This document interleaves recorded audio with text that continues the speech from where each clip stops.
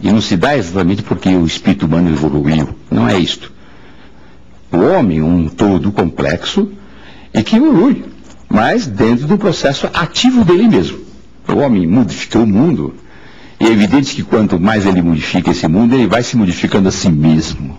Na verdade, o homem é o grande produtor de si próprio, na história. É isso que acontece.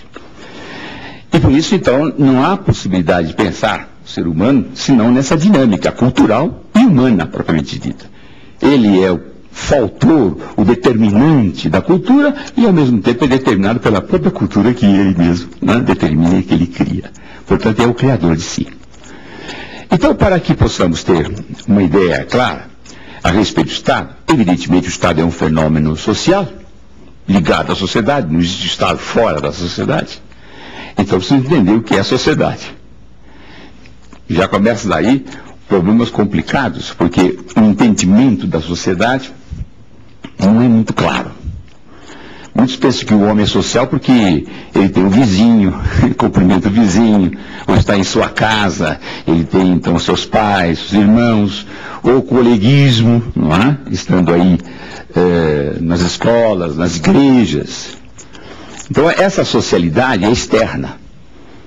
A socialidade a que me refiro é aquela calcada nas estruturas de produção do homem pelo próprio homem.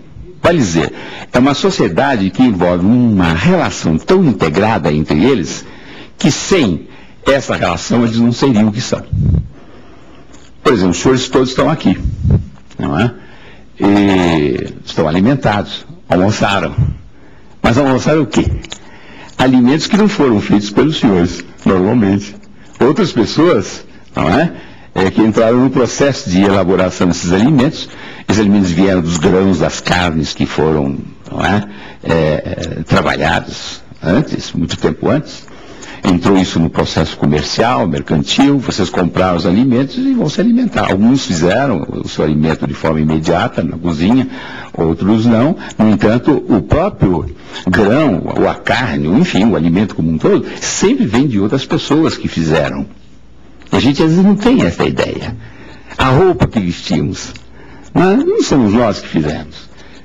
Essa roupa provém de máquinas, de indústrias, né? De outras pessoas operando tudo isto. A mesma coisa, o resto das coisas que temos, né? O relógio, o automóvel, o avião, enfim, tudo aquilo que utilizamos depende do trabalho de todos dentro da sociedade. E esse trabalho é que é verdadeiramente trocado entre os homens. Esta troca profunda é que dá a socialidade.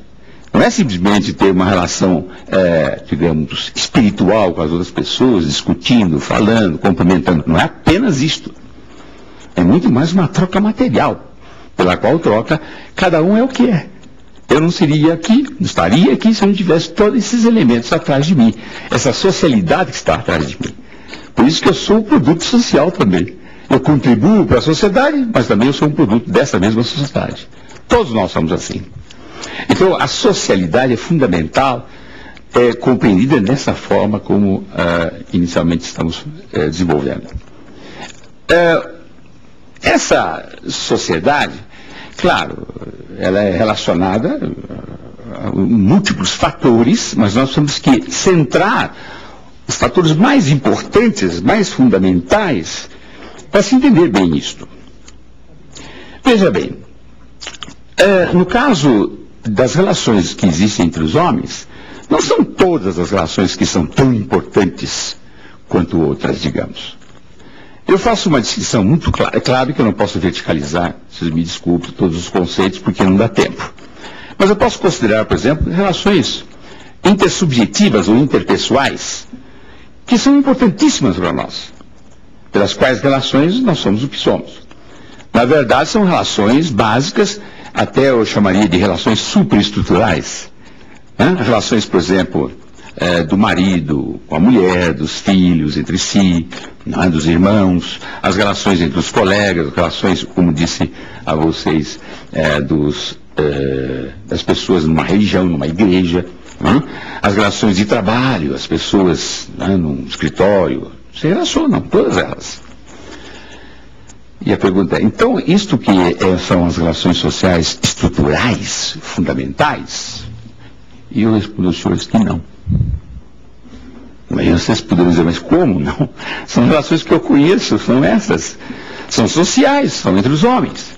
São, mas não são as mais importantes e fundamentais para a manutenção da sociedade, fundamentalmente na sua existência concreta.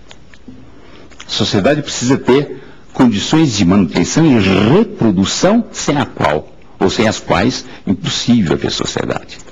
Aí vocês podem me perguntar, mas quais são essas relações estruturais? E eu respondo, as relações estruturais são relações em que há intermediação entre homens de bens. Vale dizer, não existe somente os homens se relacionando diretamente entre si, relações que nós chamamos de intersubjetivas ou pessoais. Existem relações entre os homens mediadas por coisas, por bens. Vocês poderiam dizer, mas que bens são esses? É uma coisa importante. Existem muitas relações mediadas por bens, mas que não são estruturais. Por exemplo, a mãe que dá o leite para a criança, né? Há uma mediação entre ela e a criança através da mamadeira. Né? Quando eu quero agradar o meu filho, minha filha, minha mulher, eu dou um presente para eles, né? No dia do aniversário. Evidentemente, isso é uma relação, né? Que existe, né? Entre pessoas mediada por coisas. Mas essas coisas são coisas de consumo. O mais importante na mediação não são as coisas de consumo, não são os bens de consumo. As mais importantes relações humanas, que eu vou chamar de estruturais, são aquelas relações que existem onde há mediações de bens de produção. Bens de produção. Por exemplo, as terras, as máquinas, as usinas, a moeda. Relações amplas em que os bens de produção são fundamentais para que essa relação se dê estruturalmente. Não existe, portanto, relações estruturais que não tenham por base justamente os bens de produção, sem os quais bens não é possível exatamente aquele que eu contei antes. Todos nós vivemos em conjunto e trocamos nossas próprias atividades. Isso que é simples isso, não é tão difícil de entender isso. E é quase óbvio. Aí vem a pergunta, quer dizer então que esses bens de produção são fundamentais para a estruturação da sociedade? Sim, não há dúvida. Agora vem a outra pergunta, porém, esses bens pertencem a todos? Parece que a resposta é não. Eu, por exemplo, não controlo bem nenhum de produção, mas sei que há pessoas que controlam esses bens de produção. E quem controla os bens estruturais da sociedade, obviamente, os controladores têm um poder imenso sobre a sociedade.